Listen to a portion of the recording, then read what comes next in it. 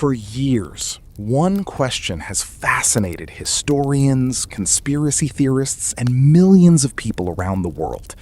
What really happened to Adolf Hitler in the final days of World War II? As Soviet forces closed in on Berlin in April 1945, Nazi Germany stood on the brink of total collapse. The once powerful empire that had conquered much of Europe was now crumbling from every direction. Allied armies were advancing from the west, while the Soviet Red Army was rapidly surrounding the German capital. Deep beneath the streets of Berlin, hidden inside a heavily fortified underground bunker, Adolf Hitler spent his final days. The atmosphere inside the bunker was tense and desperate. Explosions shook the ground above as Soviet artillery bombarded the city. Communication lines were failing. Military reports brought increasingly bad news. Entire German divisions had been destroyed, and many commanders knew the war was lost. Yet Hitler refused to surrender. Even as reality became impossible to ignore.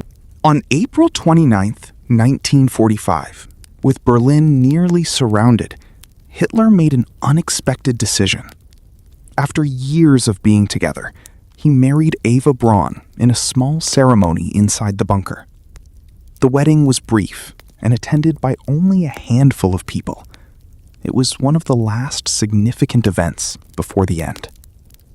Following the ceremony, Hitler dictated his final political testament. In the document, he blamed Germany's defeat on his enemies and appointed successors to lead what remained of the collapsing Nazi government. But by then, events outside the bunker were moving far too quickly. Soviet troops were only blocks away. The sounds of battle grew louder. Escape routes were disappearing. The Third Reich was entering its final hours. On April 30th, 1945, Hitler reportedly gathered several of his closest associates and said farewell. Shortly afterward, he and Eva Braun retreated to a private room. According to eyewitness accounts from those inside the bunker, the two died that afternoon. Their bodies were then carried outside, placed in a shell crater near the bunker entrance, covered with gasoline, and burned. The reason was simple. Hitler feared that if his body were captured, it would be displayed publicly by his enemies. As Soviet troops seized the area, they discovered the remains and launched an extensive investigation. However, because the bodies had been heavily damaged by fire and shelling, confusion quickly emerged. The Soviet government kept many details secret for years. Different reports appeared, and rumors spread across Europe and beyond. Almost immediately, conspiracy theories began to circulate. Some claimed Hitler had escaped Berlin. Others suggested he had fled by submarine to South America. Stories emerged about secret Nazi hideouts in Argentina and hidden networks that supposedly helped high-ranking officials disappear.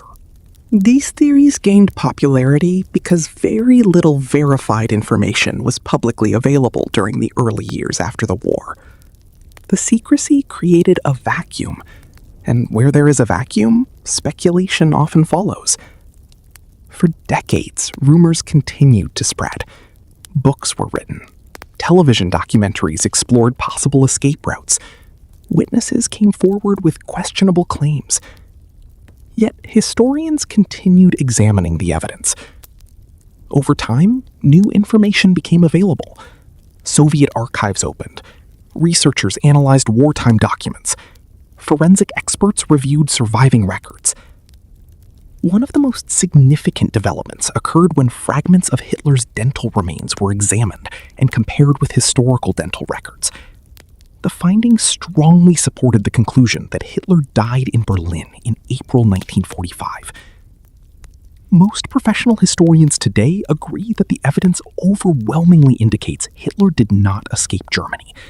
Instead, he died in the Führer bunker as Soviet forces closed in around the city.